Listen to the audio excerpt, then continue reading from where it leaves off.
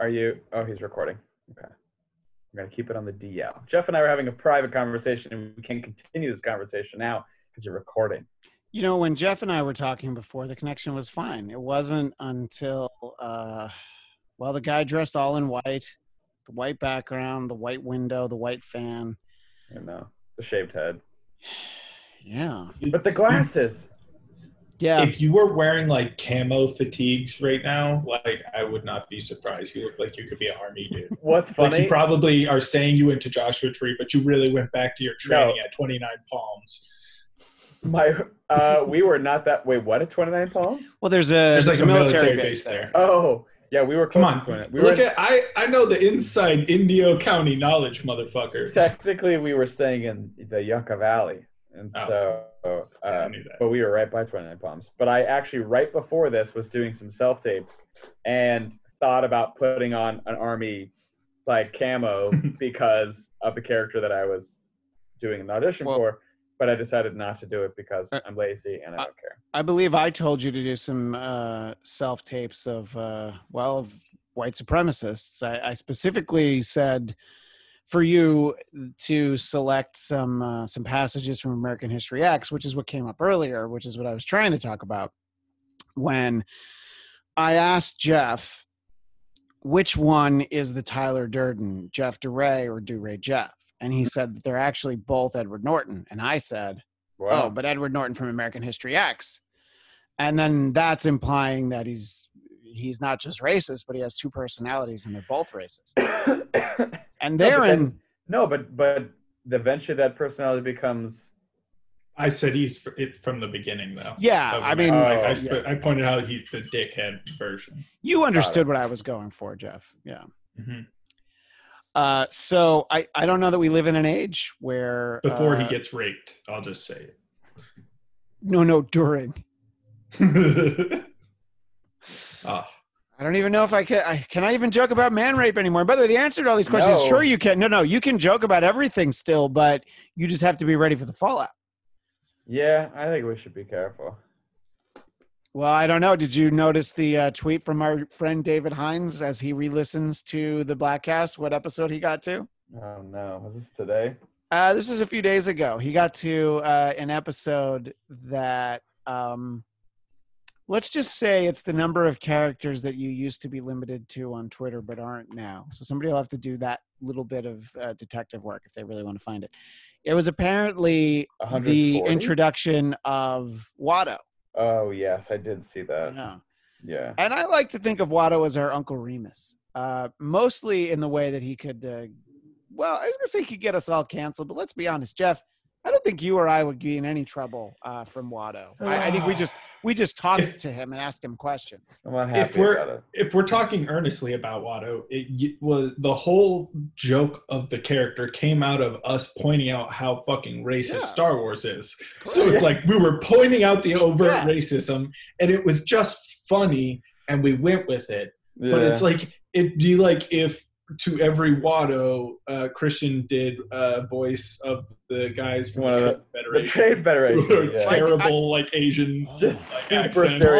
Sidious. Yeah. Yeah. I mean, I do always point to how racist they are. Well, Jeff, you actually talked yourself right into a topic that I thought is something that we could talk about, which is there was this video making the rounds on Twitter specifically over the weekend of Howard Stern in blackface from 1993. Oh, no. He very specifically was doing a sketch for a pay-per-view, so it was certainly supposed to be very risque and for grown-ups. But he was making fun of Ted Danson for showing up at the Friars Club for a roast of Whoopi Goldberg, who was his girlfriend at the time. And he was indeed dressed in blackface. So they had Sherman Helmsley, a.k.a. George Jefferson, playing Whoopi in the sketch. And Howard is very much in blackface. And he uses the N-word liberally. But the whole point was, can you believe what fucking Ted Danson did? And so it's like, I'm making fun of this guy for being racist. But in and of itself, watched out of context. Wait, I'm sorry, what did I miss? What did Ted Danson do? So Ted Danson, while he was dating Whoopi Goldberg. Yes. He attended a Friars Club roast for Whoopi Goldberg in blackface. Ted Danson did that. Ted Danson did this. And Dennis Miller and I have talked about it on the radio show and on the podcast. It is one of those seminal moments of comedy. Him stepping out onto the street from a taxi in blackface, thinking that it was a good decision. By the way, in hindsight, the moment was perceived very differently. Also, career fine, by the way. Yeah, Ted Danson fine. Literally in a show called The Good Place. Yeah. So he plays a demon. Well, great point. Yeah, but you know, and then I think you know, everybody. So over the weekend, it was like, oh, so advertisers aren't going to advertise on Tucker Carlson's show anymore. What about Howard Stern? He's a racist. I'm like, well, I think it's a little different because they're, you know, one's an entertainer, one's supposedly like a, using air quotes, newsman. But also, I think the key is that Howard didn't apologize for it. He's just like, yeah, it was a long time ago, and I was crazy back then. It was funny at the time. I think when you don't say the words "I'm sorry," it might help, actually. And I don't know, maybe I'm wrong, but also, you know, you're wrong in no. Obviously, I don't mean for us. I don't mean for us. When you're him, if you're at that level, you don't necessarily have to say you're sorry. We would. Oh, we would. We don't have any money. Yeah, we're not worth anything. Yeah. But he's also like, oh my God, please take my job away from me. That would be so amazing. You know? He's exhausted. You'd pay me out for the end of my contract, which ends this year. And I wouldn't have to work anymore. I wouldn't have to, you know, work. Also, without being paid out of a contract, he doesn't have to work anymore. Well, I don't know. Times are tight. Yeah. He and his wife do bring in a lot of foster cats. So. Did they? Mm-hmm. So, but so less about that specific incident. I just wanted to kind of give the background as to why I was talking about it. You know, look, we saw. Wait, can I just comment on someone comparing Tucker Carlson to a singular instance of Howard Stern in blackface? That's like being like, hey, that guy angrily used the N-word and apologized, and that guy is burning a cross with his Klan hood on, and they're both equally racist. It's just like, I don't look, like, they're both assholes. They both, or at least they both did some terrible things, or whatever. One is clearly currently a piece of shit. It's just like Tucker Carlson dresses up like an old-timey fucking plantation runner, just like he's the embodiments of pre-civil rights America in the South, and like all the shit he says with that little shit-eating grin, like, fuck. Does he still wear the bow tie? No, Jon Stewart shamed him out of the bow tie. Like, is he wearing suspenders, like red suspenders? He might. I don't know. It's a good question. You know, he used to guest host for Dennis on the radio. Always very nice to me. I ran into him in the streets in Washington, D.C. once. Talked to him for a few minutes. Nice to me. Isn't that all that really matters? The Tuck the Chiseler, we used to call him, right? Yeah, because Jake Tapper was Tap the Chiseler. That's Jake right. Tapper, by the way, occasionally, periodically, slides into my DMs. Whoa. Just, you know, checking in, wondering how Dennis is, because, you know, they don't. Oh, so it's Tap the Chiseler. Tap the Chiseler, not Tuck the Chiseler. Got it. We didn't call Tucker anything. No, it was Tuck. Tap the Chiseler was Jake Tapper, but then Tuck the Chiseler is actually what we called him. Okay. Extended. I thought he was more like Tuck though.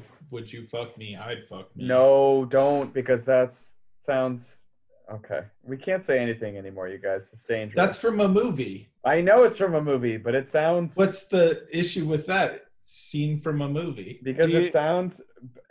Do you think that Will's little square on Zoom should actually become like the old thing that you'll see where it's like a test pattern and it says technical difficulties, please stand by, just because it's like, yeah, it's easier. Like I don't even know what I can say anymore. We also fair enough, but I genuinely don't know what I said that was wrong. So but we want to stay away from things that sound mildly transphobic or like we're making jokes at the expense of people in the trans community for talking or for people in the drag community. All these things. I know it's a Buffalo Bill thing, but I'm just saying, like, we have to be hyper aware of these things and important to make a habit out of rewriting the way that we talk. Because I know that when we come back to the Bladtcast, it feels like this is a safe space for us. but this we put on blast to the public. So it's important, I think, and I'm not interested in shouldering in or leaning in to things that I probably used to, because I don't want to perpetuate that anymore. I want to actively try to not, and I think as a group, I don't know, we can do better, we can be better, we should be aware of the things we say. And when they're casual, that's part of the problem, because that's part of the ingrained unconsciousness of what it means to perpetuate that kind of rhetoric. Right? So, Will, I'm convinced that you are better, you can be better, you can do better. I don't want to speak for Jeff, but this is all I got. I would love to be able to be better. I just don't think I have it in me. I don't want to hurt anyone, but I got people got upset with me for tweeting about our president's inability to lift a small glass of water. I don't know if you guys saw that video. That's hilarious. I did not see the video. I saw the video of him slowly walking down that ramp. Yeah, waddling is what that was. Yeah. Waddling, is that what you're saying? Waddling, yeah. Waddling. Yeah, you want to talk about somebody who does a Watto impression. Our president might fall into that category. Yeah, so what I said was, so Sunday was the president's birthday. So I said, today is, and I always tweet him on stuff like this, but, with just the hope that he sees it. Me too. Today is at real Donald Trump's birthday. Everyone raise a glass, a tiny glass of water that you can't manage a single sip from without using two hands. It's all right. That, by the way, that's the more tame joke. My joke for Facebook amongst like all my lefty liberal friends was today is Donald Trump's birthday. What do you get for the man who's already ruined everything? So I didn't even tweet that. But my favorite tweet that I got in response was from Semolina Pilchard, and I love that name. Semolina Pilchard? That's from it's a lyric from I Am the Walrus, the Beatles song. So legitimately says, don't mock the afflicted. It's beneath you. One, somebody does not know me. Mocking the afflicted is definitely not beneath me. That's right in my sweet spot. And if there's something wrong, it reflects far worse on you than the joke anyway could ever realize in potential. So I guess if President Trump had a stroke or was in other ways impaired, it's not funny. And I was just like, look. Don't mock the afflicted? Yeah. He's afflicted with being a fucking idiot racist. Well, he's not afflicted with consumption. You know what I mean? Like, this is not some old ancient thing where it's like, don't mock the president because he, like FDR, you know what I mean? It's like, he's in a wheelchair. Like, don't mock. Yeah, get it. We shouldn't do that. Trump is a fucking piece of shit racist. And by the way, have you ever seen President Trump's impression of FDR? I was the way that he did the same impression of a fucking news reporter. It was the same thing for the reporter. Yeah, exactly. Yeah. Don't mock the afflicted. The afflicted, okay. He's not afflicted with anything besides being a piece of shit. Yeah. So that's fair game. And then a couple others, because I like, I was going to tweet back to these people, and then I'm like, no, this is better. I feel like you've beat. Go, Jeff. Go, Jeff. I was just going to say, I actually saw a tweet, and interestingly enough, I saw a tweet thread about making fun of President Trump's infirmity. And it was by somebody who's like a comedy writer who has like cerebral palsy or something. And they're like, I really abhor like making fun of people with disabilities or like making fun of any kind of physical ailment because of my current condition and blah, blah, blah. But here's why it's important to make fun of Trump for being infirm. And it was basically, it fully laid it out. And it wasn't even a joke. It was like, Trump has exhibited throughout his presidency tactics of a strongman, like a attempt to be an authoritarian dictator. And one of those things that you project is like physical fitness. Like, I'm a big, strong guy. I'm 6'3". I don't have baby hands. I can drink water. I don't have a mushroom penis. It's just like, look, because he projects all these things and it's important for his image, and it's you have to look no further than his insult for Joe Biden. Sleepy Joe Biden. I'm awake and vigorous. He's sleepy and old.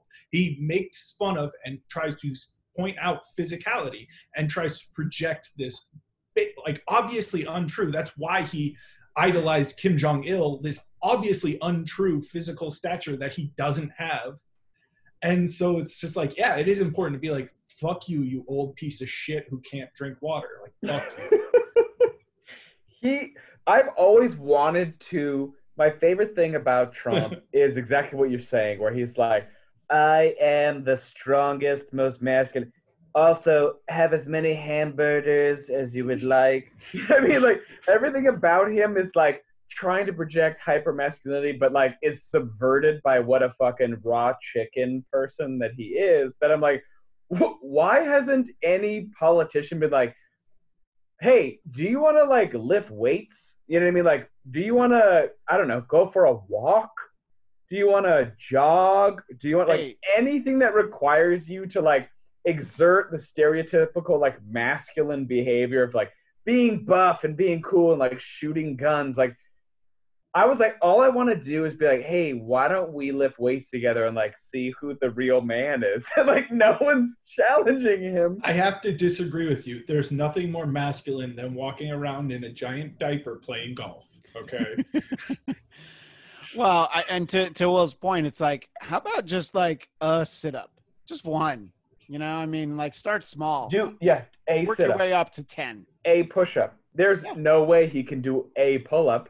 All that body weight in negative, that's hard. I can do a bunch.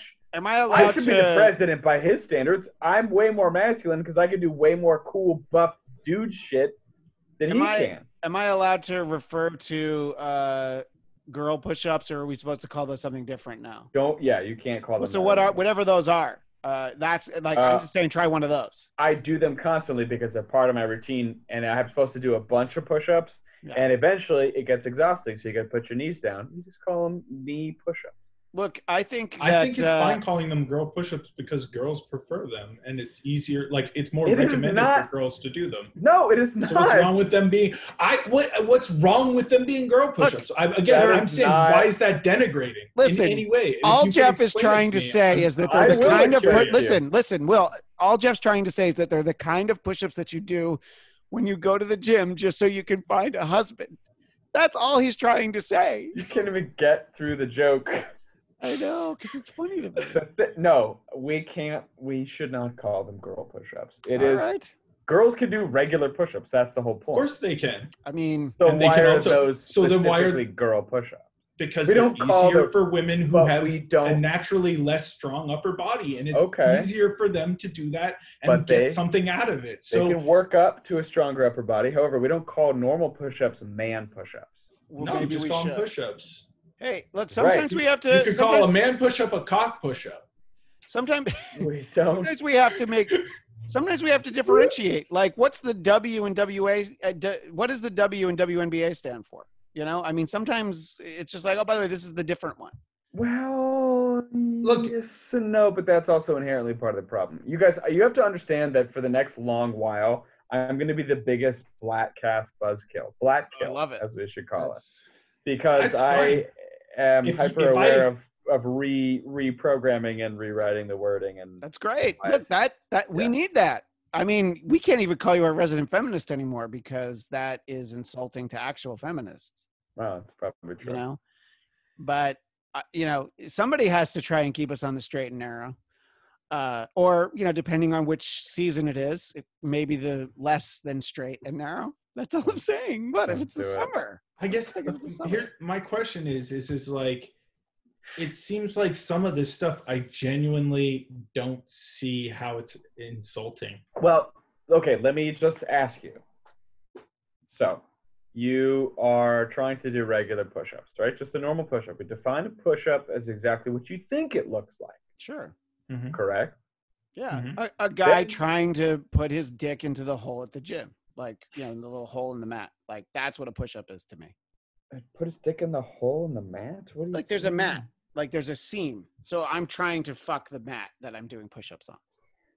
That's what you do at the gym? Yeah. That's why the lunk alarm always goes off. I've only ever seen you on the treadmill.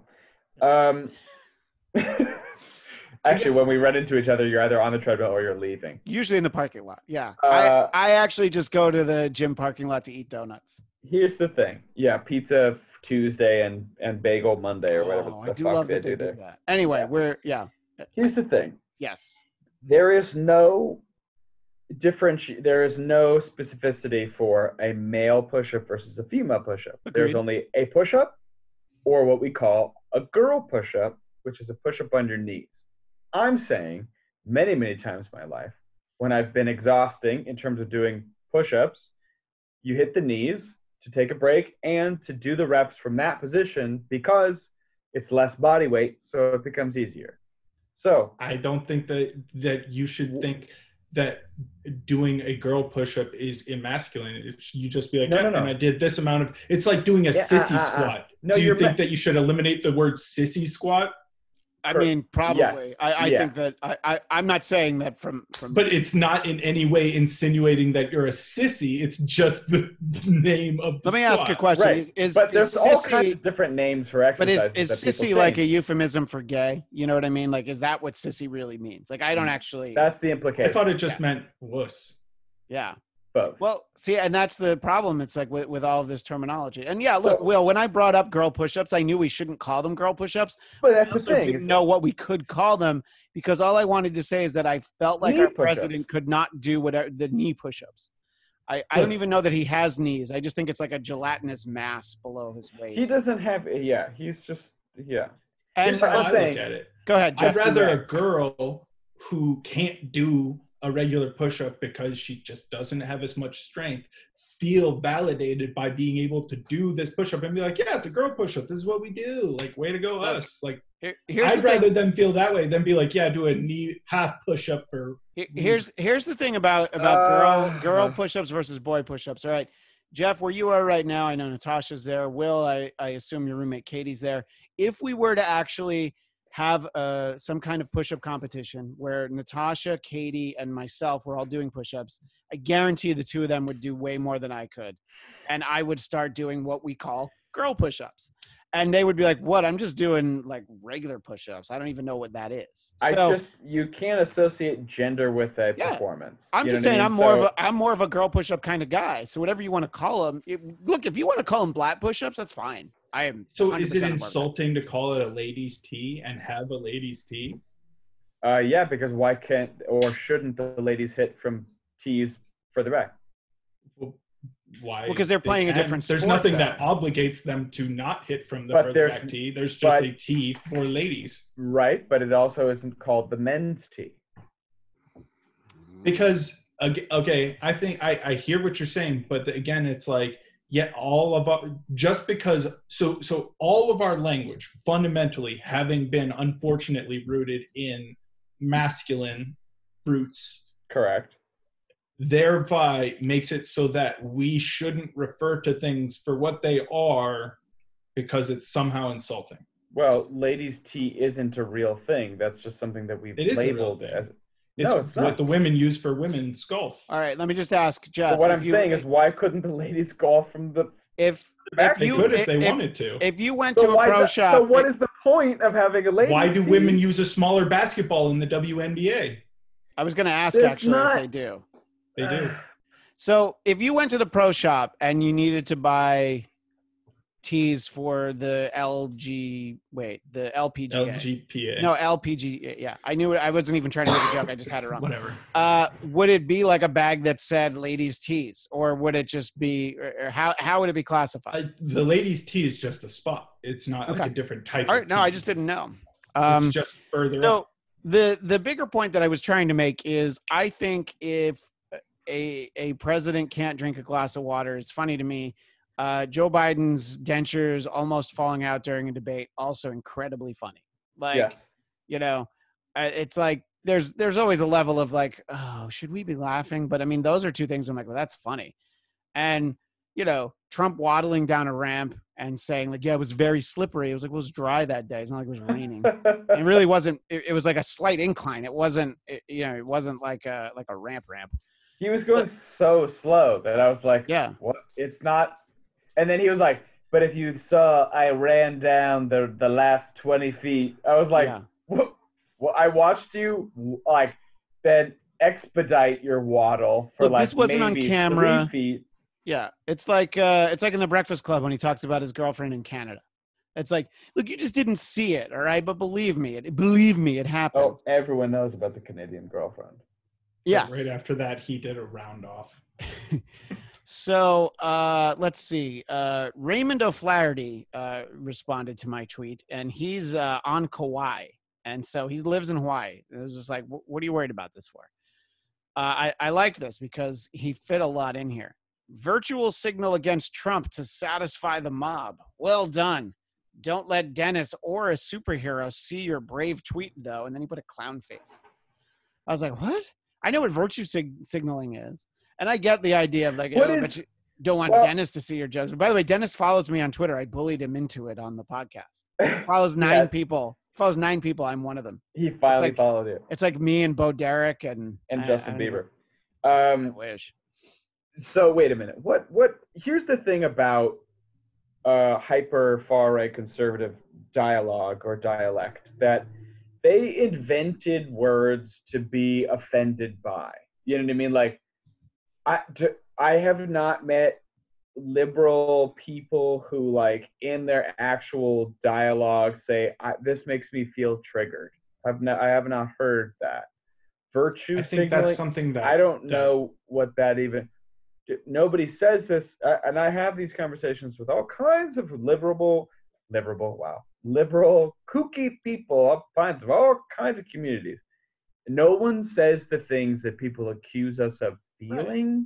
So I'm like, I think these were invented by people who feel insecure, who don't know how to express that they're insecure. Well, who would? And so they just project onto the people that make them feel uncomfortable, as opposed to learning how to actually talk about the feelings and the problem. What does virtue signaling even mean? I mean, I don't know the literal definition, but it's more of like you're standing up for a cause that you know the majority of people support. So you're like, look how brave I am. I'm taking a stand against President Trump. So I get that. I understand that part of it. How dare you support black people by saying Black Lives Matter? Yeah, and by the way, Liz Wizzy on Twitter, that's her. I'm out, Christian. Followed you for a while, but rudeness is not your becoming. And I'm like, so just like, why would you follow me? Like, if you know me from Dennis's podcast, I'm very rude to him. And can you imagine being insulted by someone insulting the guy who's gotten where he's gotten by insulting people? Correct. It's fucking mind-boggling. Look, he even admitted, the president, that is, he, you know, when said that he's called women fat, he very quickly corrected, only Rosie O'Donnell, you know. That's so right. And by the way, our friend Dominicus Saxon wrote back, Jesus, people can't even see a flip comment for what it is these days, so touchy. And that was the point. I was going to write back to these people, and then I just decided, I'm like, it's content for the Bladtcast. But I was just going to be like, I feel like all of these people would accuse liberals of being snowflakes and needing safe spaces. And I'm like, well, these motherfuckers are the fucking, and I thought about this, I think about this every day. Safe spaces. Ooh, I was going to say, I need another drink here. Safe spaces, all these things, everything that everybody who's been all the way to the right have accused liberal people of wanting or needing. Sure. Young people, maybe on college campuses, never the norm. But the news and the media, of course. And now all these people are good, but the fake news, you know what I mean? Like, they're all ready to jump over all this shit. I have never seen a more fucking triggered, sad, shitty, frustrated, baby, immature group of people than people who are far to the right. As soon as you're like, hey, I think that maybe immigrants are also just people and we should like find, like, how dare you, triggered snowflakes, try to tell me what? And I'm like, if we want to talk about triggered snowflakes, it sounds like you, Bob. And it's like, hey, I just want to let you guys know that, like, you know, we know you think all lives matter, but right now we're saying Black Lives Matter, and all lives can't matter until Black Lives Matter. And like, oh, you triggered snowflakes with your Black Lives. I'm like, actually, you sound kind of triggered, Bob. So maybe, like, never have I heard people more incensed and upset, and like their feelings are so sensitive, like so baby. Besides conservatives. Well, I look. There it is. I actually don't think it's conservatives. I think it's the pro-Trump camp. You know, well, that's what conservatives are now. And if you're either with Trump or you're against Trump, you don't have to vote for Joe Biden, but you got to you got to make a fucking stance, because like the world is shifting really fast. And if you want to be on the right side of history, like you're either with him or you're against him. And you don't have to be with us, but you got to start to fucking get your shit together and make a stance. Okay. I think there's nothing more telling about the age of identity politics we live in than Ted Cruz's like unflinching support of the man who called his wife an ugly pig and his father an assassin. Yeah. Like literally, yeah. Lindsey Graham flip-flopping. His best friend being a fucking POW for 7 years, who was mocked openly by the president, who was like, no one will know greater sacrifice than John McCain. Truly a hero. Truly an American hero. Got an entire group of people to support a fucking raw chicken man, mocking him, and are like, yeah. And then Lindsey Graham be like, you know what? Fuck my best friend, Donald Trump. I'll suck your dick for free. And according to lore, might not be something that he would be opposed to doing, but you know, that's a topic for another day. You know, but here's the thing: it's like it wouldn't be a problem. You know, not a problem. But he has male prostitutes signing NDAs to mask all the shit that he's doing, while he simultaneously works to pass anti-gay legislation. It's like, bro, if you're gay, there's a whole community here to receive you. Like, you will have friends if you say, like, I fucked up, I want to embrace who I am. Like, you actually will do way better. But instead, he's like, no, it's just the worst. It's the worst. That's the thing, is that it's actually way easier if you just embrace who you are instead of being a fucking piece of shit. So, Will, you won't like this joke, so this is just for Jeff, okay? You can't say it and expect me not to say anything. This is just for you. So, Jeff, you and I... That's how that works. Jeff, you and I are talking right now. You know, I used to always get gay prostitutes to sign an NDA. It meant no dick in my ass. That's what NDA stood for. See, that's not a Will joke. That's not for him. When was that a popular joke? That's just it. Can I make another joke just to you, Christian? Yeah, just to me. It's fine. It's not gay if he sucks your dick. You guys. No, look, I knew that. Part of what I'm talking about. No, I know. You're trying to help us. Here's why I disagree. Because I point to... Don't give a fuck about our listeners. No, Hey. All right. Just because you ended... No, look, just because you ended your podcast doesn't mean I don't still want to do mine, okay? I care very much about my listeners. I'm trying to pretend like I got to protect... like fucking sensitive conservative people's feelings. I care about all 6 of our listeners, okay? Good. I care about them very much. Now, Jeff, to your point. My point is not necessarily to justify saying a bunch of things or making these jokes out in public in a way where I'm trying to hurt people's feelings. But I think it's important to be able to make jokes, to have the conversation the same way Dave Chappelle was trying to open up conversations back in the early 2000s by making jokes about the overt racism that he had experienced. And it's like, in some ways, the humor is a way for people to process their feelings and process these things. But it has to come with our understanding of what it means and the implications of it and how deep-seated that it is. We can't make the jokes and then just go past them. We sort of have to deconstruct them, and that's what Dave Chappelle is a master of doing, is deconstructing his methodology and the humor that comes along with it. If we just make the joke and say we get to make the joke because that's part of it, because it's humor, that's not the same thing. Like, of course, I'm not comparing us to Dave Chappelle. I'm just making the point that it's okay to make a joke that shouldn't hurt anyone's feelings. Correct, but it's also important to understand where the humor comes from. But is it humor, or is it the denigrating of a certain people because those people have made us uncomfortable, and the jokes come from our inability to process what makes us uncomfortable. So should we delete all the Def Comedy Jams No. from the 90s where they made fun of white people? Everything has context and everything has history and everything. Me, myself, on this very podcast, we just joked about this. It's all part of this whole thing. But it's about learning and growing and changing and becoming better. And when we make jokes and we have these kind of conversations, we also have to have, in partnership with that, what these things mean. I think that if we had these conversations in private, that has a whole other thing, right? We could all get together and talk about these things and make these jokes in private. But we take this, what we're doing right now, and we offer it up, and we make jokes that maybe 6 people listen to it.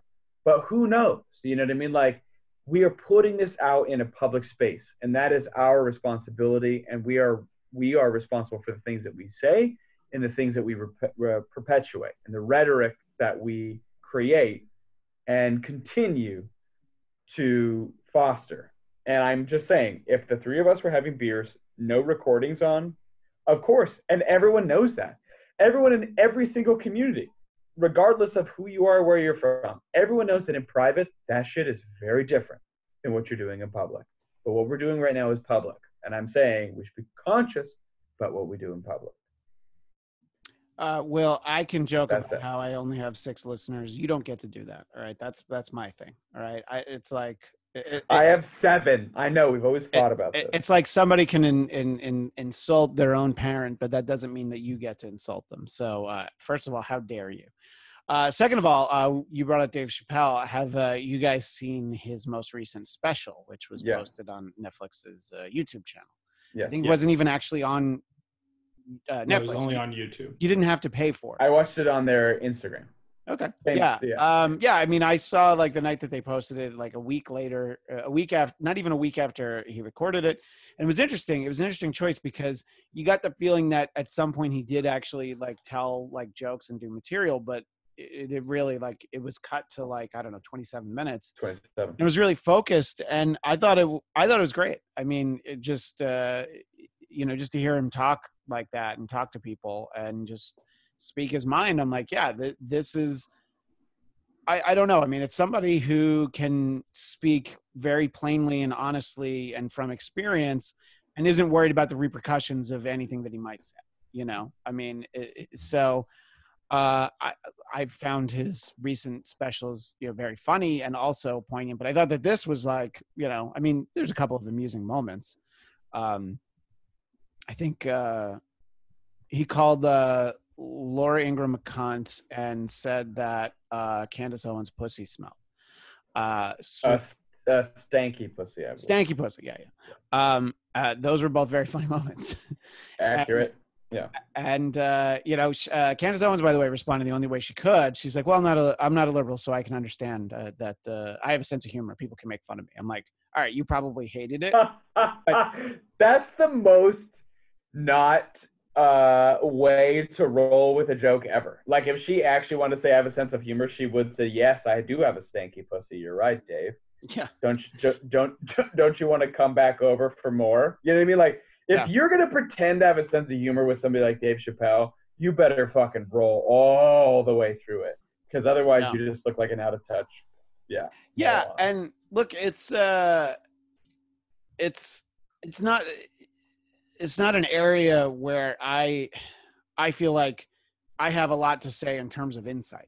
I can't relate to anything from there. I think the only real posts that I've had about it are like a link to that special. And then there was a story that another comedian shared about Chappelle doing a set and like, just sort of this woman made a comment and then he like spent like an hour just speaking about race. And then the woman talked to him afterwards.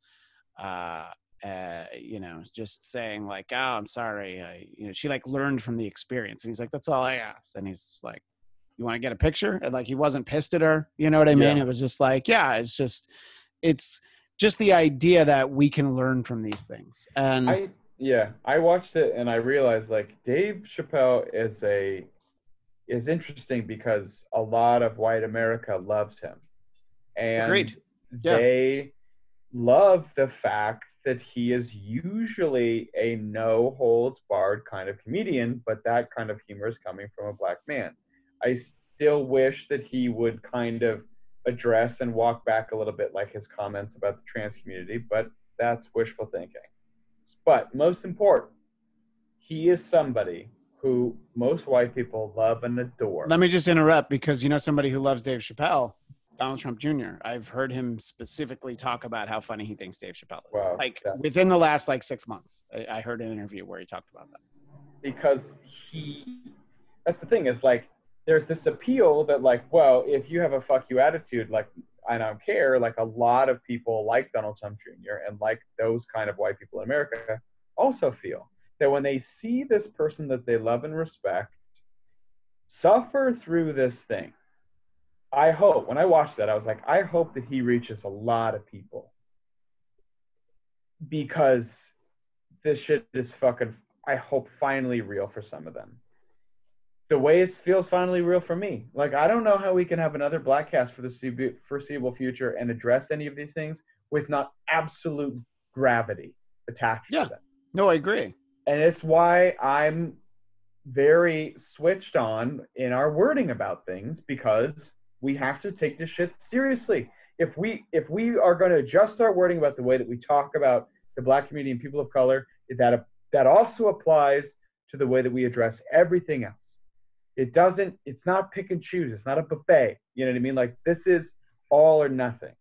And we have to either be dedicated to being better, or we have to be dedicated to just being part of perpetuating the problem. And unless we say, before we record, we're just talking about nerd shit.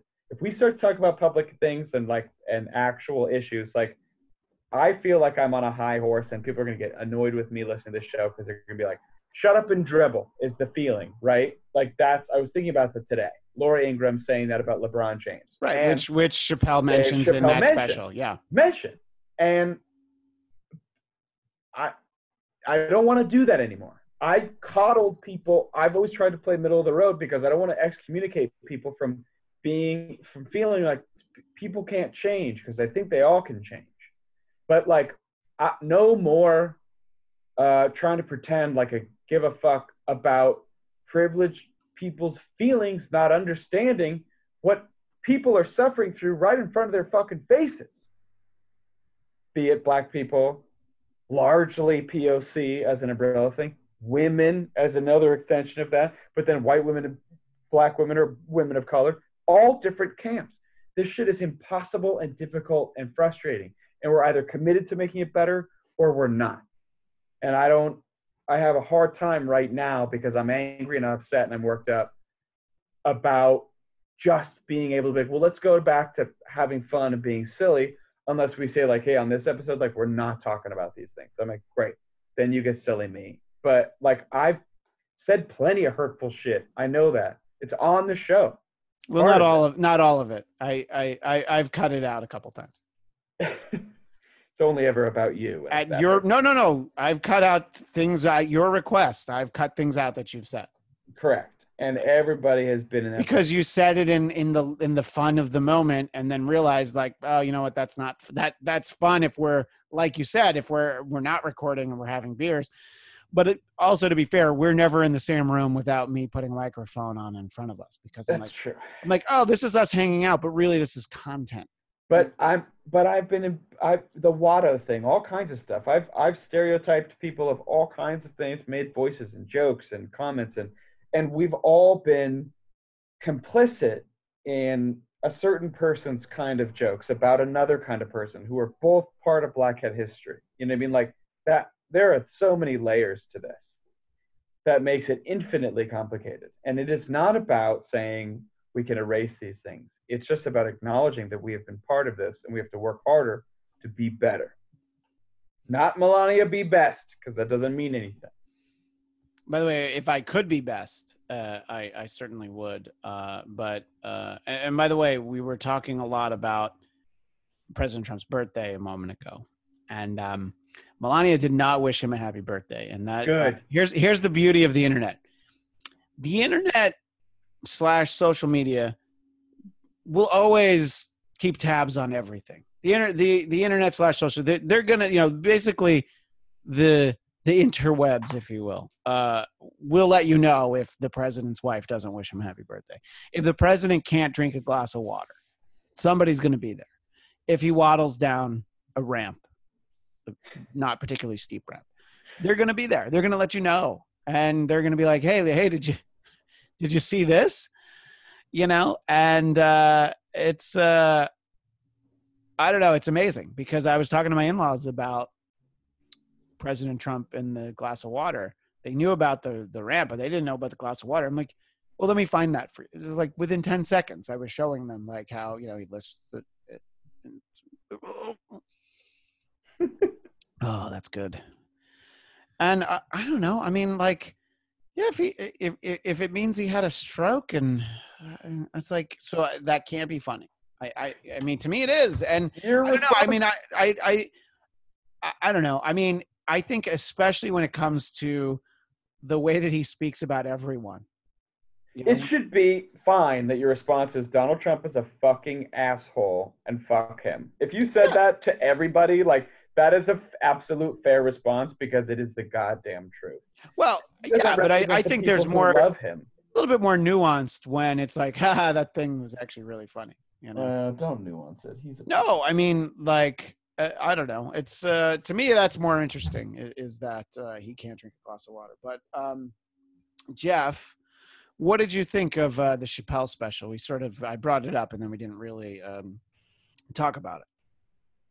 It was really good. I was talking about before. It made me very emotional. Anytime they talk about the George Floyd or the 8 minutes 46 seconds, like anytime he would mention the amount of time and everything else, I would get very upset and emotional because the whole thing just makes me feel awful for obvious reasons because it's a human being and like terrible things happen to him because people would rather go back to feeling comfortable, to Will's point, than do the hard shit. It's just like it to me. I think the thing that upsets me the most with George Floyd is just and not that to digress on this, but just is the fact that Philando Castile happened there so not long ago, and that was also so fucking blatantly a murder. And it's just like, how did this happen again? Like in the same fucking place? Like how does this keep happening? Like, and then, I mean, obviously then you have multiple cases of what could be constituted as murder by the police of Black people in the same fucking short, not even halfway done year. It's infuriating. And especially, I think the reason that the video with George Floyd is so heartbreaking is because you can see it. It's like you're watching one of those like fucking murder videos back when the Iraq War was first happening. And they would I mean, I was thinking like Faces of Death and stuff, but yeah, like the beheading videos. But here's the thing about that too, is like as time has gone on and you've seen more videos from more perspectives, you have other people that are saying to the other police officers, hey, I think he's killing him. You think maybe you should do something? So it's not even trying to like stop the guy who's in the middle of it, but it's like you're the other cops standing around. And I can't imagine being in that position where you're one of the other cops where you're like, well, this is my guy. I'm going to stand up for him. But I think if you knew that he was like, I think he might kill this guy, that's the point. I don't know. After 2 minutes, maybe is that when you go like, all right, I think you roughed him up. Like, let's go ahead and put the cuffs on him and put him in the car and whatever. It was okay for all those cops. They didn't do a single. Yeah, that's what I mean. It's like it's like when it shouldn't get to the 8 minutes and 46 seconds. It's just after a couple minutes, you're like, okay, this has clearly been wrong. Whatever you were trying to do. Get to a couple of minutes. I'm not even getting to that. Yeah, look, you can say it shouldn't even get to that point, but if it got to 2 minutes, he wouldn't have died. So 2 minutes, you're like, okay, yeah, this was too long. I feel bad. I should have stopped this already, but I'm going to stop it now. That's what I'm getting at. That's why I'm saying. But here's what I would say, and yes. I think it's to both of your points. I think to your point, Christian, if if it was even an acceptable scenario where restraining him through some kind of hold like that, I don't think a chokehold's ever super necessary, but let's just say we're going to go all the way to that point.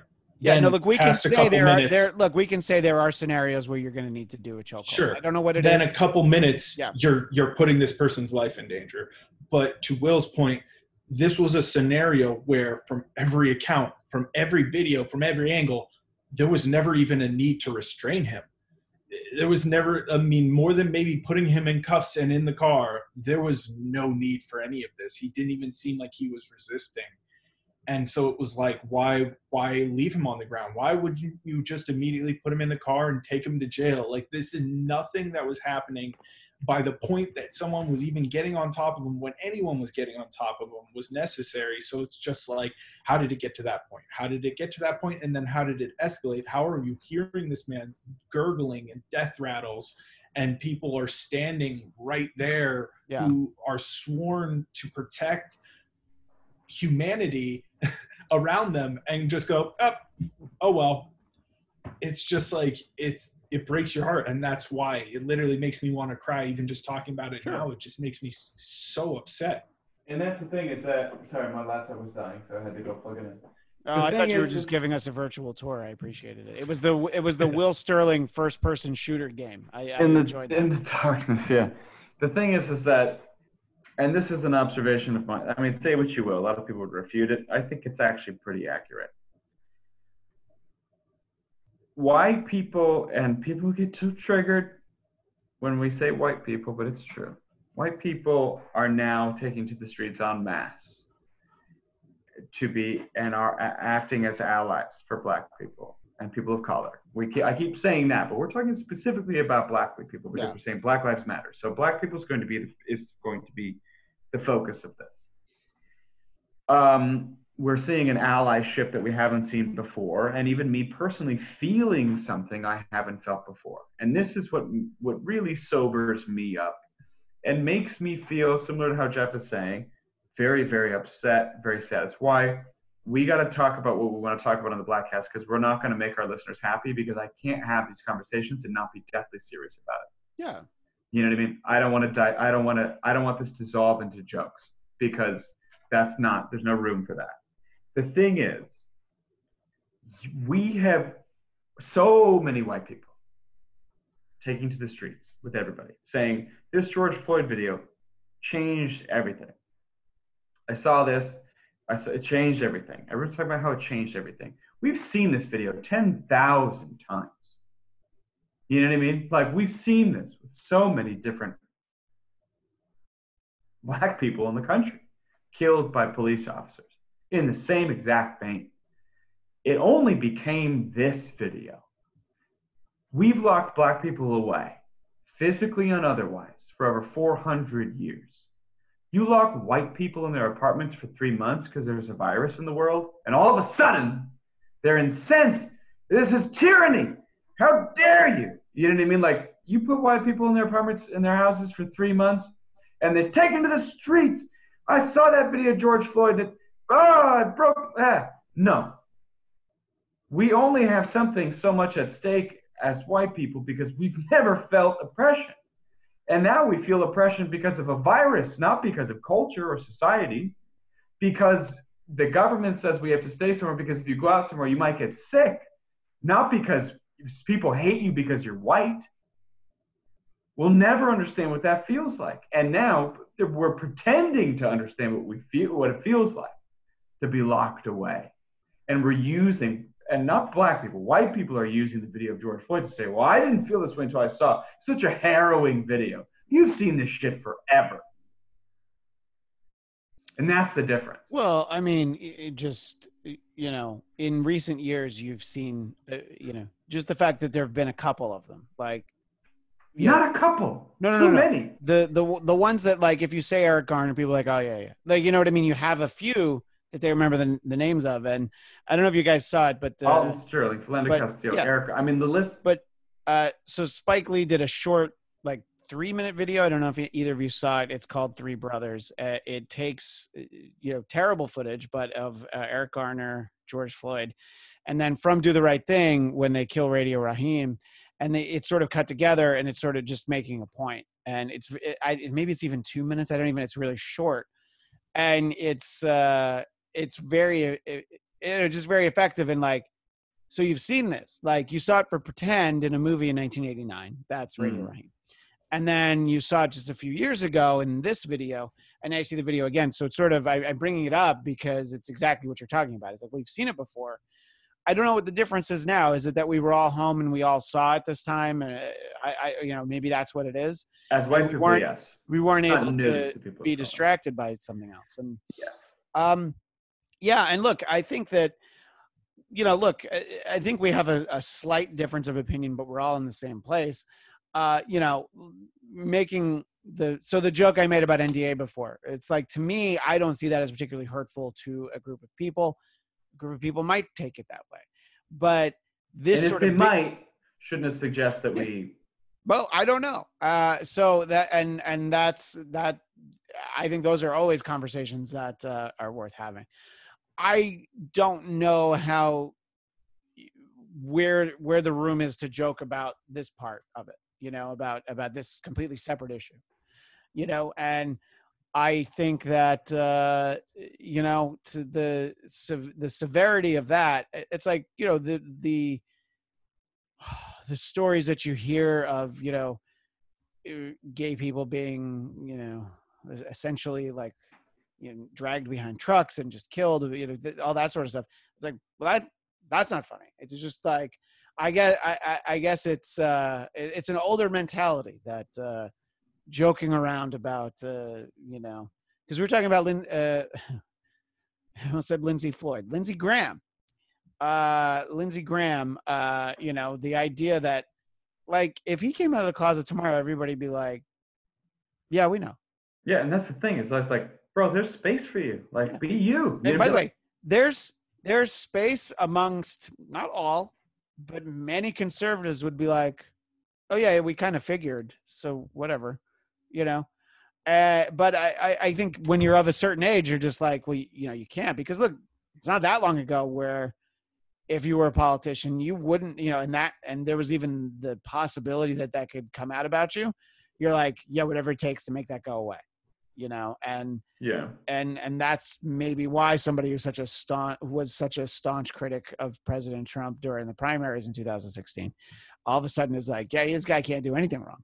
I mean, there's a great, they did this with, I forget who they did it with now, but they'll do this with political ads. So there's an ad there's a Biden ad, I think, where it's Lindsey Graham in his own words, not edited. It's not a deep fake, where he's talking about how much, all these problems he has with President Trump.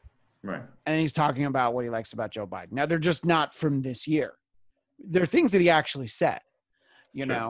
So I don't know. I think it's very funny that you can sort of take that. It's like, yeah, look, it wasn't that long ago. So the reason I bring it up is like, yeah, there's a lot of reasons why. Yeah, like after the now president, then candidate, accused Ted Cruz's father of being a murderer, which Jeff mentioned. Like, I don't think you should ever feel like you need to say anything good about it. Right. And by the way, did you guys see, I tweeted a little bit about this. Did you see, this is a little bit of a lighter thing, that Ted Cruz is trying to facilitate a wrestling match between Ron Perlman, a.k.a. Hellboy, and Congressman Jim Jordan, who we used to have on the Dennis Miller radio show. He was a wrestler in college. So he wants them to wrestle. And he's like pimping out Jim Jordan. Does Ron Perlman want to do this? Well, it was a back and forth that kind of led to that. And Ron Perlman's just like, yeah, I'm talking to you, Ted Cruz. Like, yeah.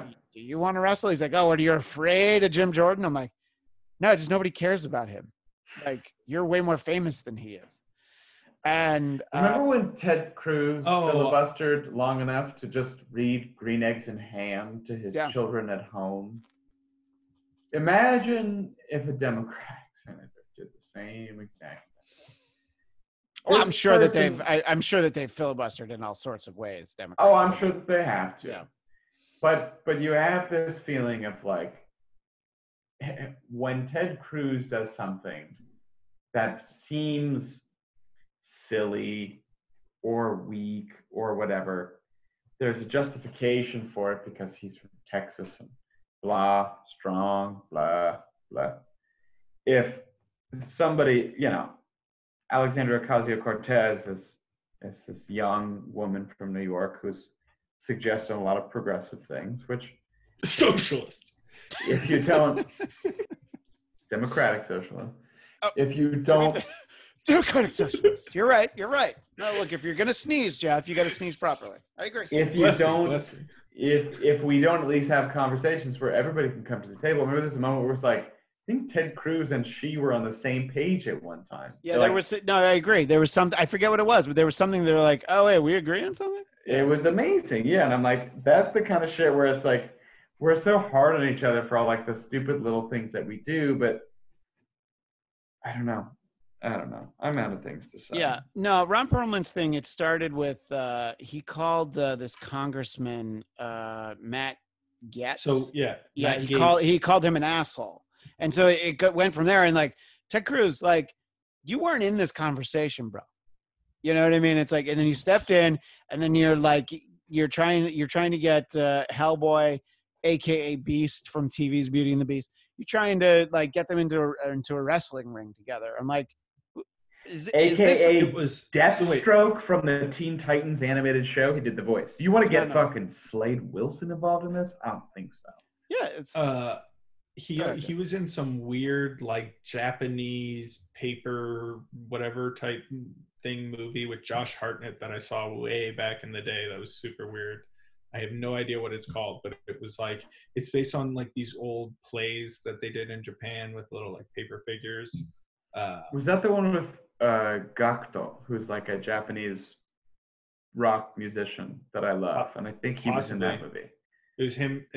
I know Ron Perlman was like a bad guy or something, I think, and Josh Hartnett was some like gunslinger. Yeah. Whatever. Anyways, I totally random thought. So that whole thing started because Matt Gaetz took a shot at the U.S. women's soccer team talking about kneeling for the national anthem. So then Ron Perlman took a shot at Matt Gaetz being like, you're a bitch and you're ugly. And then he was like, the only guy who you're less ugly than is Jim Jordan. And so then Ted Cruz is like, I bet you couldn't wrestle him. And he's like, I bet I could kick your ass for $50,000. But Ron Perlman is very ugly. I just think it's very important. No, he's handsome in his own way. No. He's handsome in like an Andre the Giant oversized features kind of way. Yes. The thing about Ted Cruz in this equation is like, and I saw this so many times in high school when there were fights. You'd have two guys like yelling at each other, like starting to go for it. And then one guy who was like sort of like a satellite friend to one of the guys, would come up to him and then be like, are you going to let him talk to you like that? You know what I mean?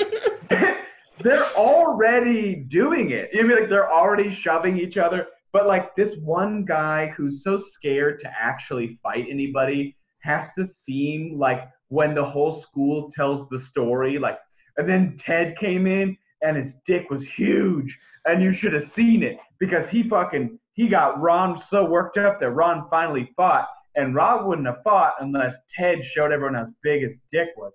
Like that's that thing where it's like, we don't need, these guys are fighting already. Yeah. Like you came in like, that's the dumbest shit I've ever seen. I've got a proposal for us. Yes, Can please. we make a high school drama where we act out their tweets as high schoolers fighting and bitching with each other? I love this idea. Because I can just imagine, I need George W. to get in the fray because I can just imagine him being like, that's right, Cruise Missile, tell him what's up. There has to be real tweet conversations. Yeah, no. I mean, look, the real tweets are interesting enough. I would love if George W. Bush weighed in. Like, hey, he speaks up every once in a while. You know, he said I don't even remember what he said, but so him and Michelle have a friendship. That's all I know. Yeah, no, he said something within the W said something within the last month, and it was not complimentary, but he wasn't shit talking. But it was like thinly veiled about like, boy, it's too bad we don't have a good leader, like me. Like, honestly, that's all he fucking needs to say. Yeah. Oh yeah. No, look, it had a different Obama connotation. Is making speeches about the state of the nation. Yeah. Like, because there's not a president who's currently doing it. You know what I mean? Like, he's doing all these like video conferences now to like empower people because our fucking sitting president is like, well, maybe I don't know, maybe we just don't need black people.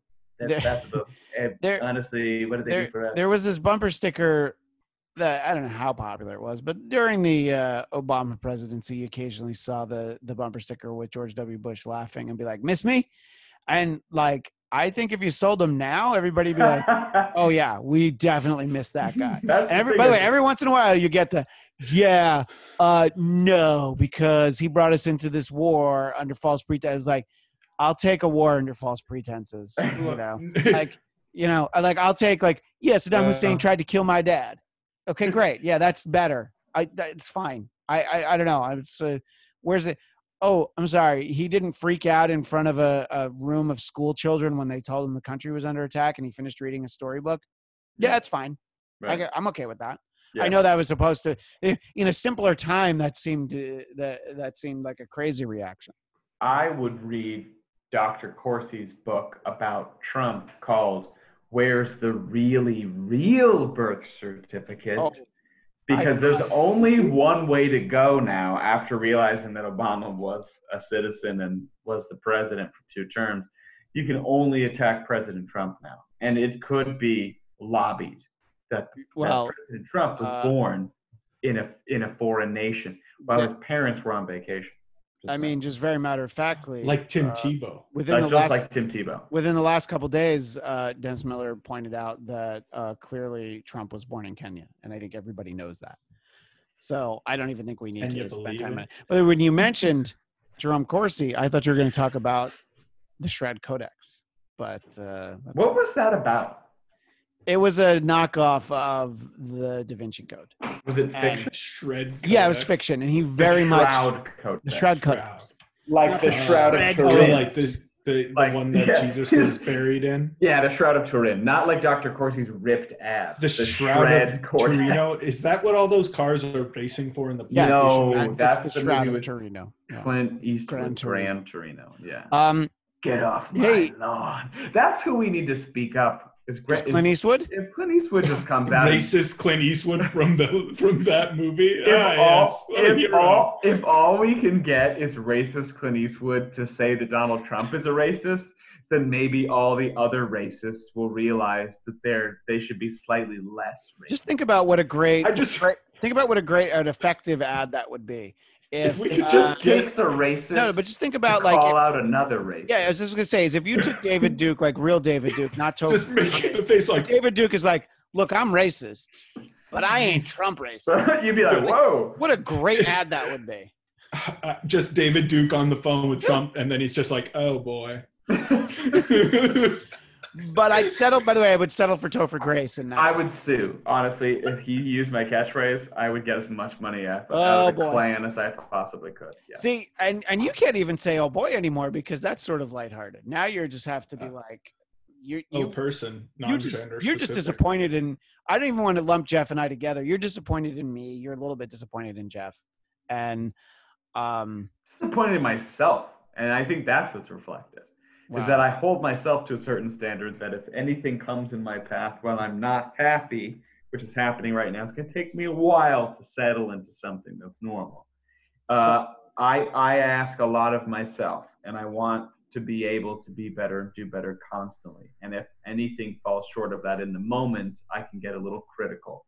So I don't want you guys feeling like I'm coming after you, like my opinion of you is less, like we're not going to be friends, like you can't say things like if we weren't recording, we wouldn't be having different kinds of conversations because everyone fucking knows that regardless of what you look like and who you are and where you're from. Everyone knows that in private, that shit's different. But I do have a saying, and I do believe it's true. What you practice in private will come out in public. So if we all got together and we were willy-nilly using all kinds of words and saying all kinds of stuff, we'd slip up and that shit would happen. You know what I mean? Like that's something I want to be cautious of in life in general. But well, I mean, to be publicly, To be fair, Jeff's about to move, so you're not going to be his friend anymore anyway. No, don't say that. What? I'm just saying. He's in the Lightspeed tube. He can be with us anytime. Anytime. Anytime. So talking about, things that make you upset in the world. As we're recording this, it's June 16th, and that means that 11 days ago we were supposed to see Wonder Woman 1984. Oh my God! Really? 11 days ago? Yeah, June 5th. That's the day we were supposed to get it. Damn it! So they pushed it back to August, and I legit said this to my girlfriend. I was like, I will risk coronavirus to see Wonder Woman in August if they leave the theaters open and it's still screening. Here's what I told Heather, that I would go see it at the drive-in, and because she wasn't going to go to a movie theater, and she's like, "Oh, I'll go to the drive-in," but you realize that, of course, it's not coming out in August. No, it's coming out in October. Oh, did they move it again? Yeah, they moved it again. Oh, I didn't know that. I don't know if it's really coming out in October, but that's what about right now. What about Christopher Nolan's July movie that they've been banking on forever? Yeah, what do you think? Christopher Nolan, supposedly they're keeping it in July for Christopher Nolan's sake. He's like to keep him happy because he does not want it moved out of July. That's why they moved it to the end of July. And supposedly they're going to do a theatrical release of like Inception or some shit in the original slot to like test theaters or some bullshit like that. Well, look, movie theaters are opening. They are open in some places, and even in Los Angeles County, they are able to open. I don't know if they're able to open last Friday or if it's this Friday, but either way, they can open soon. There's no movies to show. So I'm on a press list for Fathom Events, that company that does like riff tracks and a lot of special like retro events, and they have a whole slate of like, hey, remember this movie? You loved that. Come on and see it at the theater. Hey, what about this one? They're on like consecutive days, like throughout the month, they have like 8 to 10 movies. I don't even remember what they are, but if they just show Back to the Future every event, everyone will go. It's funny because I think Back to the Future is actually one of them. Back to the Future is the one that I always hear people say as like the theory of like, well, they'll just put Back to the Future. It's TCM and Fathom Events teaming up starting at the end of June. So it's June 28th, July 1st and 5th. So here's the movies: Blues Brothers, Ghost, Babe, A League of Their Own, Airplane, Close Encounters of the Third Kind, The Shining, Psycho, One Flew Over the Cuckoo's Nest, Annie, Fiddler on the Roof. Great. Funny enough, A League of Their Own, that's the only one I'm interested in seeing. That whole lot. I don't want to sit in a theater for fucking 3 hours to watch The Shining with a bunch of fucking people who haven't taken this shit seriously. Absolutely not. But what about Babe? No, that's a stupid movie. Why is that on there? It's got a pig. Yes, exactly. What's Babe on there? Why not something cool? It's TCM. Why not black and white movies? Something like it hot. Something fun. I agree. Babe. Bullshit. That's the one movie that I'm incensed about that selection. How dare they? What about Babe 2? Fucking pig in the fucking city. Fuck him. Fucking pig in the fucking city. Babe. What about Babe 2, Book of Shadows? That's a much better film. I would see that. So movie theaters are going to open, and Jeff, we talk about how much you like movie theaters. We talked about this, I think, one of the last times we were together. Movie theaters still not in the near future for you, Jeff, or where are you at? I don't know, honestly. So, like, when we get to Massachusetts, it'll just kind of, everything is going to depend in part on where we're staying. Like, we've gotten a short-term place because originally we were just going to stay at my mom's house, but we're just concerned because Natasha has a job for like as soon as we get there. So her coming and going makes an issue because my stepdad just finished his chemotherapy. So he's at super high risk. So we can't really fuck around when we get there if we're going to be there or around him at all. So it's basically like if I'm going to be in his presence, I'm not going anywhere for anything. And if I'm off on my own place or doing my own thing, then I'll weigh the risks. When are you going again? Like end of the month. June? Yeah, end of June. We have an RB July 1st, and then we're out. Oh, shit. Yeah. And so there's a chance you might stay in Coltrane's guest house? Oh yeah. Okay. Well, I'm glad that he offered. In the coal train. The cold train. The hot train. Mm-hmm. I know. So there's the multiple reasons of why we can't have a Jeff's last night on Earth blowout party. You know, because it's like, well, we shouldn't be having non-essential parties. Essential parties are fine, by the way. I don't. Well, you're also in the OC, and no one's. Well, I was going to say I'm also down here. Which, by the way, I just go to Boston first before I fucking came down to the Orange County. God. All right. So I think. By the way, I think I went to a party with you at your aunt's house once. You know, I mean, I did give you right, and then we did go to Mr. Furley's after that. Yeah, we did, and then also with a really drunk lady. You have been to the house. You've both been to the house of Matt. You've both been to my in-laws' house down here in Orange County. And the thing that you guys should know about Orange County, by the way, there's no corona. They cured it. Everything's fime. You guys might hear otherwise. Right. No more masks. They don't have it.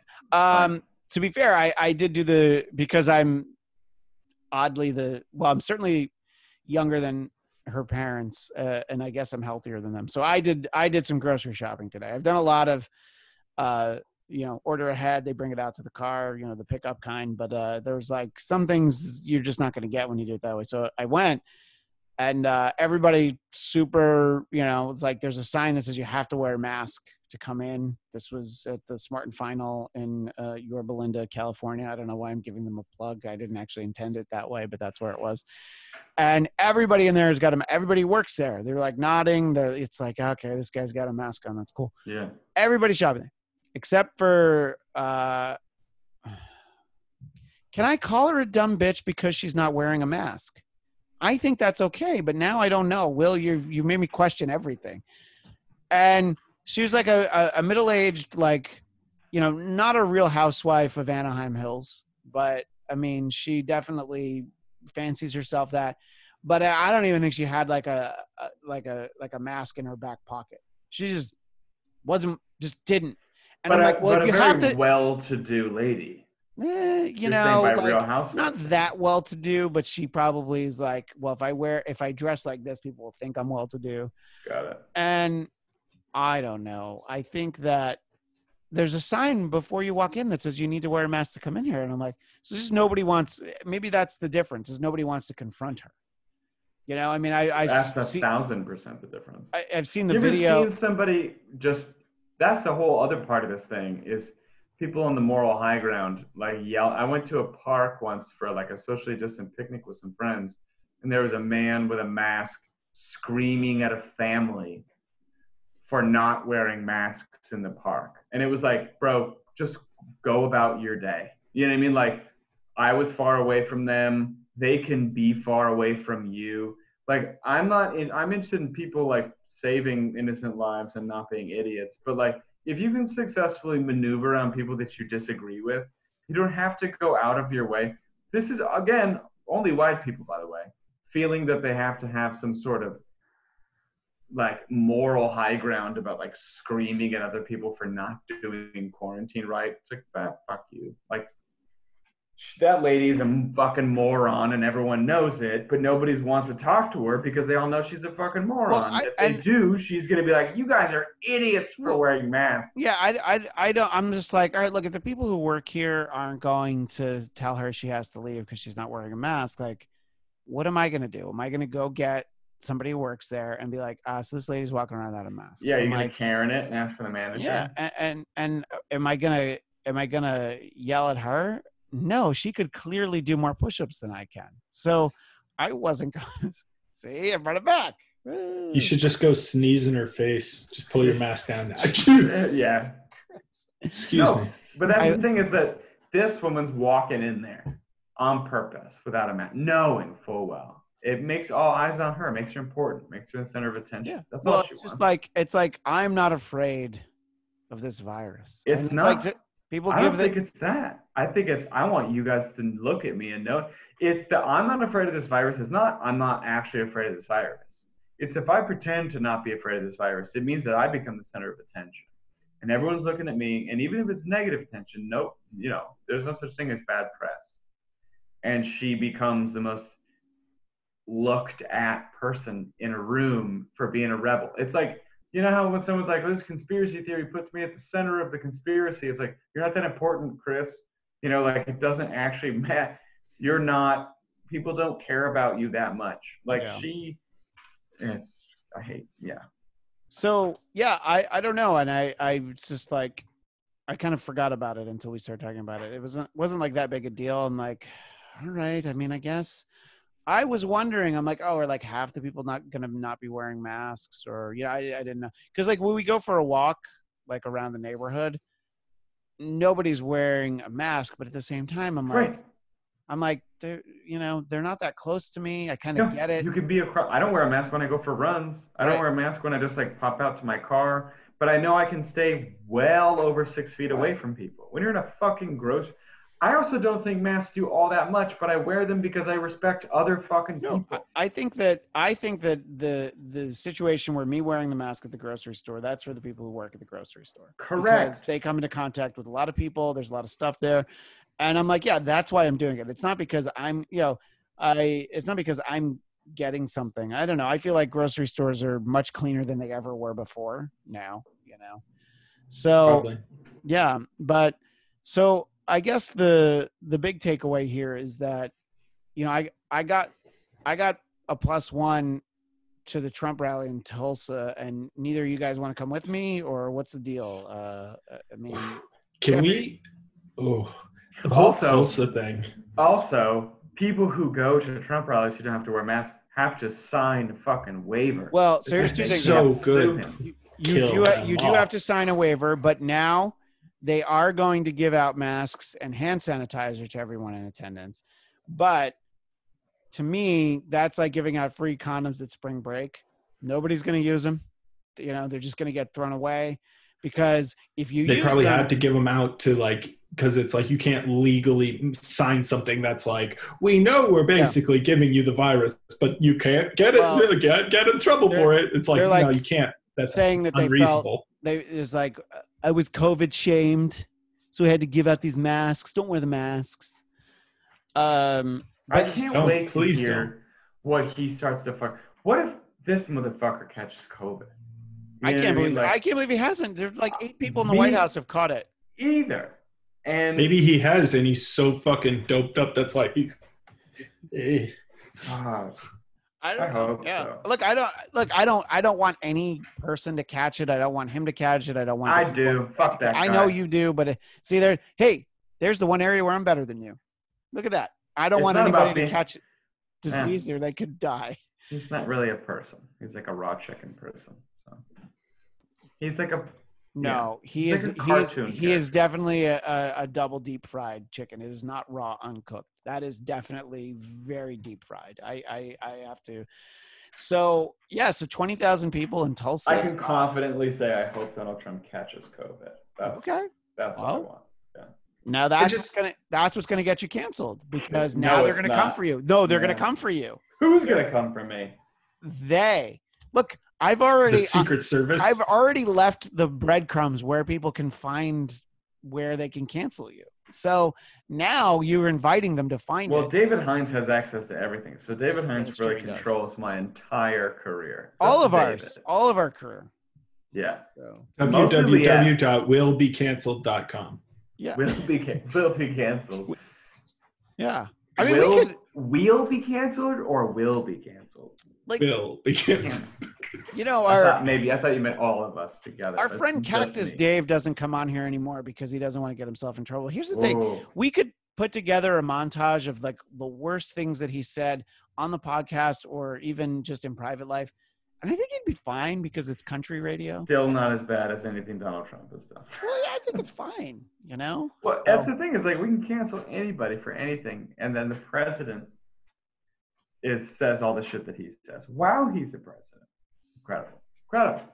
Yeah. Well, I mean, to me, the whole going to Tulsa right now is just like on Juneteenth, right? Yeah, it's point. Just well, they did move it, but yes, it was scheduled for Juneteenth. Yeah, but it's just like idiot. Who could there's no way that with all the white supremacy bullshit going on and with all the like people who definitely know this shit in his cabinet or on his teams for whatever thing, that they wouldn't know that after all this bullshit like that has happened between Trump and just the community at large, not to mention like black community around these protests, to go to the site of the worst massacre in like our history that I'm aware of on a day where you're basically mocking the end of slavery is just like, it's like you're trying, dude. It's like you're like, and we'll all dress up as ghosts. Like, fuck you. Like, fuck you. No, but like them moving it like doesn't change that. No, it doesn't change it like, because they made the signal. It's like they might as well have released a logo that was straight up a swastika and then been like, whoop, sorry, that was an early rendition. We were the bat signal. Yeah, sorry. With Jim Gordon, he couldn't get it right. It was supposed to look like a bat. Turned out that it looked like a swastika. Wow. He hit at the Gotham City. It's very complicated. Jim Gordon was anti-union, so you know what that meant. All right, so let's not stand up for Jim Gordon. All right, he's going to get canceled soon enough. We all know what he did in The Killing Joke. Okay, we saw. All right, but yeah, look, I don't think there's. We were talking about this on the Trump Report today, which I do Tuesdays on AfterBuzz TV. I should start listening to that podcast just to see how you don't scream for 2 hours.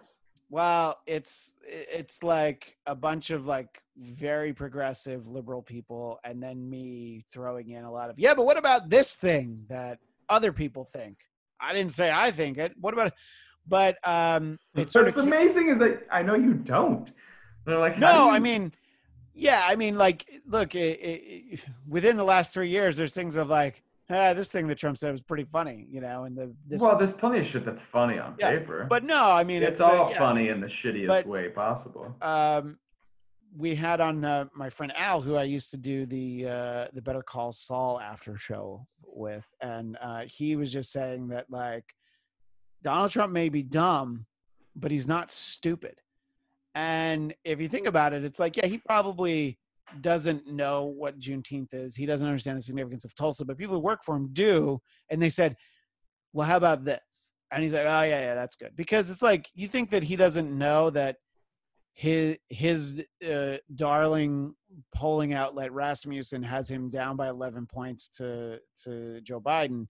And look, it's a crazy long 5 months. A lot of stuff can change, but he sees that and he's like, okay, well, let's make sure the Klan's still on board at least. Yeah. And look, I only know about Tulsa and Black Wall Street and that uprising. I only know about that from the Watchmen TV series. I had never heard of that in my life. What about Black Monday with Don Cheadle? Which is also like a. Oh, okay. So that must be why I didn't know. I love Don Cheadle. Is that a movie about? Is it about that massacre? Not about the massacre, but it's about like the stock market. Okay, that's not what. Yeah, but that's not what Black Wall Street is. Black Wall Street is this rich area of Tulsa where all the white people were pissed and they murdered thousands. Yeah, thousands of black people, and it's depicted in the first they literally episode. Bombed when you say Wall Street, Wall Street. No, so Black Wall Street was basically, as Christian was saying, there was like the greatest Greenwood, Tulsa, or Greenwood, Oklahoma, whatever it is. It was this small community that had amassed like actual wealth for themselves, actual black community that had amassed a ton of wealth. They had banks, they had shops, they had all this stuff, and theaters. They were doing incredibly well for themselves. A lot of them were like former army veterans and stuff. So I think they had taken some of their whatever military contract stuff and helped invigorate their own community and like invested in themselves. Did a great job for themselves, but also happened to be located next to like the big one of, if not the biggest Klan city in the country. And mob like 3,000 Klan members just went in with automatic rifles, like a school shooting, but in just the streets, and massacred them. And the National Guard helped, and they were literally flying crop dusters and dropping bombs out of crop dusters on these neighborhoods. So it was like an actual war zone, and it was just swept over because, again, the National Guard, our own military and our government was just like, yeah, that's cool. They didn't. Yeah, there was no consequences. I to some extent consider myself somebody that knows at least a decent amount about American history. Is one of the rare things that I excelled in high school. And I'm just like, yeah, it took a TV series adapted from a comic book for me to even know that this happened. No, I'm the same way. I also learned that from the Watchmen TV show and on the Black Wall Street, Black Monday. Very different thing. That's very different things. No, but yeah, ignorance. But the Black Monday was about the stock market. Yeah. But anyway. And I do love Don Cheadle. That is my ignorance. By the way, Terrence Howard, hashtag not my roadie. Okay. Don Cheadle is my roadie. All right. So yeah, I don't know. And I think that it gets into, this kind of conversation where people will say like, oh, why are you talking about this? Are you saying that all conservatives are racist? I'm like, no, I'm not saying that. And I'm like, I don't even know that I don't know that I necessarily think like Donald Trump is like racist, like Klan racist, but he's like, well, it's probably good for business. Well, we know his business is now. Yeah. So we know it's like an overt and covert white supremacy. To borrow a turn of phrase from our friend Salman, it's like, oh, I'm racist adjacent. I'm not personally racist, but I understand. It's like you don't disown those people supporting you because you're like, I mean, fuck their votes. I feel like he's not in the Klan out of like laziness. Like I feel like Donald Trump's not not in the Ku Klux Klan based on a differentiation of ideology, but rather because it would take too much effort to join and move up the ranks. Look, and become a Cyclops. I wanted like an eggshell off-white, but they didn't want to do it, so I just refused to be part of it. But the motherfuckers are racist. Everyone knows that. Fuck that guy. Did you know that I think it was back in one of the earlier heydays of the Klan, I think it was two Jewish guys went in, like posed, got in the Klan, got a bunch of their secret signals and stuff, and then broadcast it on like a radio show talking all about it. And because they were so bizarre and silly, membership to the Klan dropped off overnight and basically killed the Klan because of what kooky bullshit they used just to like communicate with each other in their silly secret fucking club. Wait, was one of those guys Adam Driver, or am I getting things confused? Nailed it. All right. And so look, I don't think that somebody that voted for Donald Trump in 2016 is a racist. That's the conversation we're having. Well, that's what I'm saying is like, but I wonder about somebody who votes in 2020. I'm not even saying that necessarily means it, but I have to be like, what have you not seen that I've seen? Yeah. And I could understand like, oh, I don't want to vote for either of them. Well, yeah, okay, don't vote for them. This is all right. I get it. I'm not talking about how great Joe Biden is. I'm just saying like, I don't know. I mean, I just don't. I like Dennis always talked about like. There were two ways to vote. There was Hillary and not Hillary. I was going to vote for whatever the not Hillary vote was. And I'm like, yeah, but I think that this time it's like there's voting for Trump and then there's the not Trump vote. And whatever equals not Trump is whether it's Biden, whether it's his dentures that fell out, whether it's, well, Will, you're not old enough to be, neither of you guys are old enough to be president. All right, I guess I have to do it. I'm the only one who's old enough to be president. So, look, you can write me in. It's fine. So long as you keep the hair and you keep growing it out so you can, like, braid it, ponytail it, everything. Yeah. Nice. Here's the thing. Oh, I just want to say, genuinely, like, with Joe Biden, I don't like a lot of the shit he does and says. Obviously, like, it's almost infuriating how it seems so difficult for the Democrats to put forward a decent candidate. Exactly. That aside, I do feel fundamentally that regardless of where your politics should lie, you should see that as a human being, Joe Biden is open to criticism, is open to changing his opinion, is open to like listening to others' opinions and thoughtfully being like, oh, okay, right. I hear you. Versus made an overtly racist comment himself by saying, if you vote for Trump, you ain't black. Said this not long ago. Yeah. And then said, oh my gosh, I messed up. Very displeased and very upset with Joe Biden for saying this comment. This is indicative of what we're dealing with.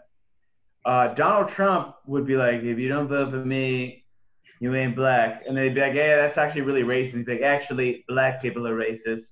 What I said is true. Also, there's a 2-for-1 special on hamburgers down at the fucking Boll Weevil. What And you're forgetting, Will, is that no president has been better for black people than Donald Trump. That's great. Yeah, you haven't heard that. That's true. My favorite is that I am the least racist person you know. The least racist. You know that last racist ass president? He was a real racist pig. Oh gosh, what was I gonna say? So when I did, and we're all getting sleepy, but when I did stand up, everyone who's been even tangentially related with comedy knows this and has heard this phrase many, many times. And this is something to remember for how now when people get scared and triggered, what we have to remember. When I did comedy, racist jokes were the norm. And this is not that long ago, this is in the 2010s. And it used to be that we would say and acknowledge that when you come to see a stand-up show or you do stand-up, you're going to be offended. That's part of the process, right? Is that like comedy is inherently offensive. Everybody is a little bit racist. Was like the thing that everybody had to embrace. It's a song from Avenue Q. Exactly. So you didn't feel bad about the things that you were saying because it still gave you Avenue QAnon. Wait a minute. That's nobody. I am the least racist person you know. Who wants to write Avenue QAnon with me? By the way. Oh my God! What a great opportunity. Let's get that going. Trump puppets. Yeah. So the thing was like everybody's a little bit racist. Or everybody's racist, deep, sure. Right?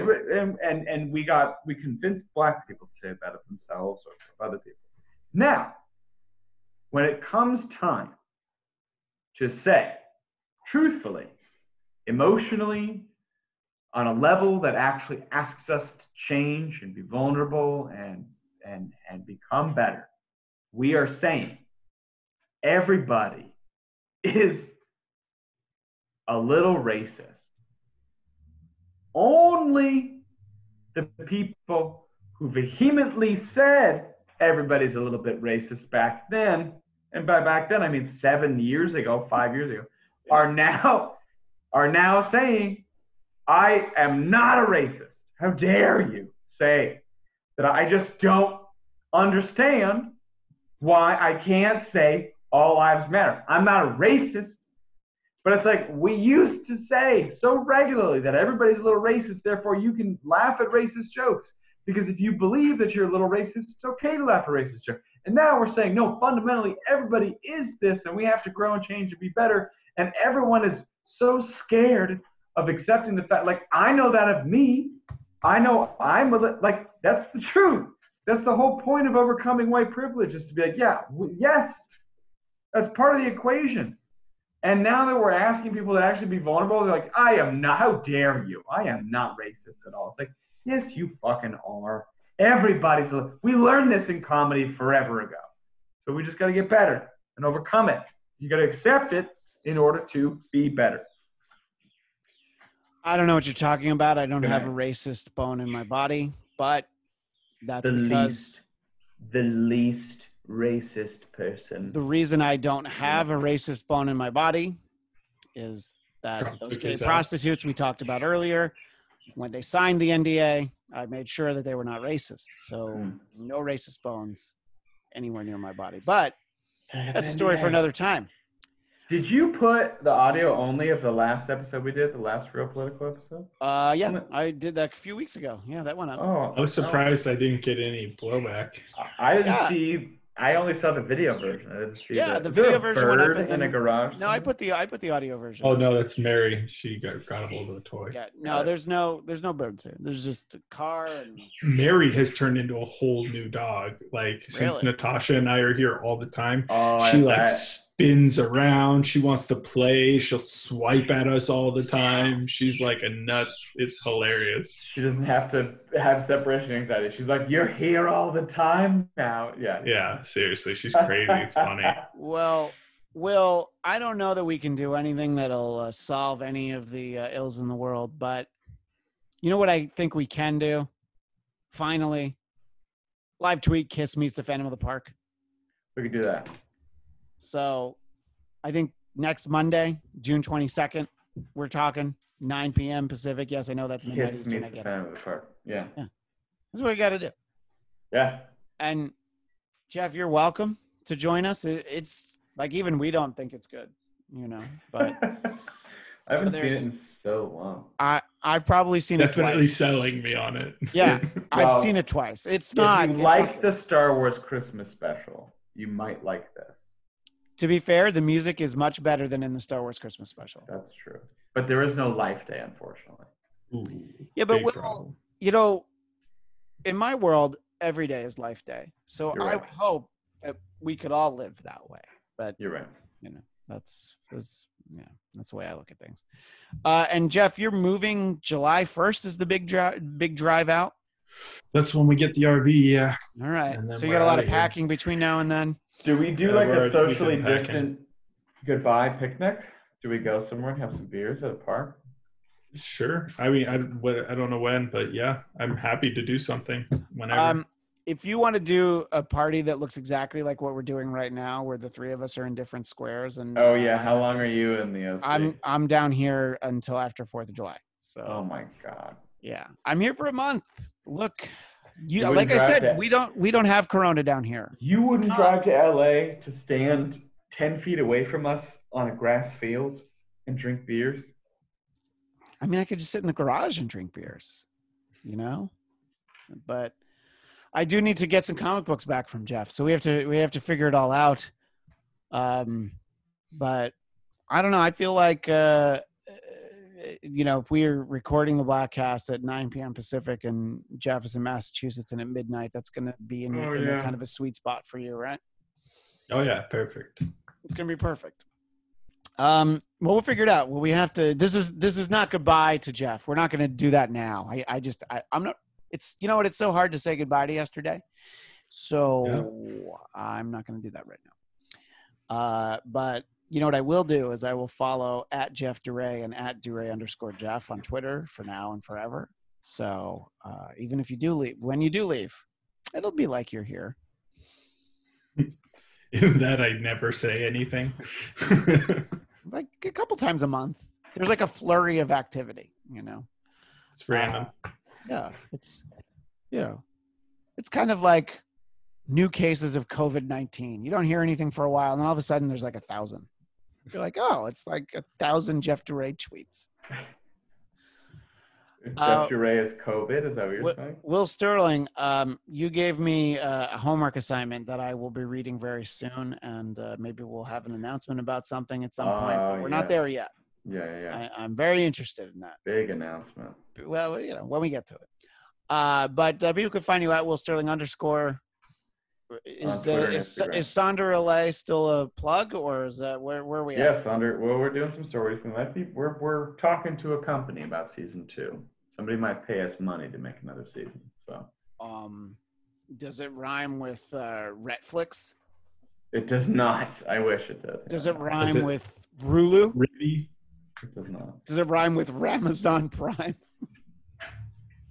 That's it. How did you know? That was my. We prefer Glamazon, but that's by the way, sexist. No, it's just more fabulous. If I ever have a job where I get to name strippers, Glamazon will definitely be one of them. You've never heard that before? No, I love that. Glamazon? I've heard of glamping. Yeah, Glamazon. Yeah. Well, Glamazon Prime.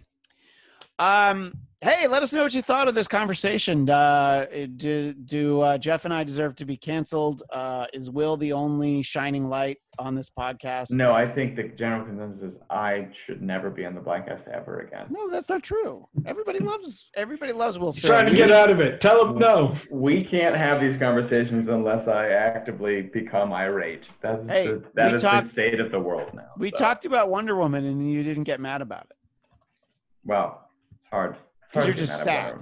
I did like that you were going to go sit in a movie theater, even if you knew that like in a 300-person movie theater, Honestly, if you knew 290 of those people had the coronavirus, you're like, yeah, I'll be all right. Yeah, that's basically where I was. I was like, I need to see. You know, I got an email from Planet Fitness in Burbank, and they are reopened as of yesterday. Yeah, I went. I was getting a pump. Did you really go and get a pump? No. They said that you need to wear a mask if you're not doing strenuous activity. And I'm like, well, I never do strenuous activity. Like I said. It's a gym. There's nothing but strenuous activity. No, me on the treadmill, I should probably wear a mask, right? I've seen you sweat on the treadmill. I do sweat a lot, but that's just because I used to be fat. Now I'm just husky.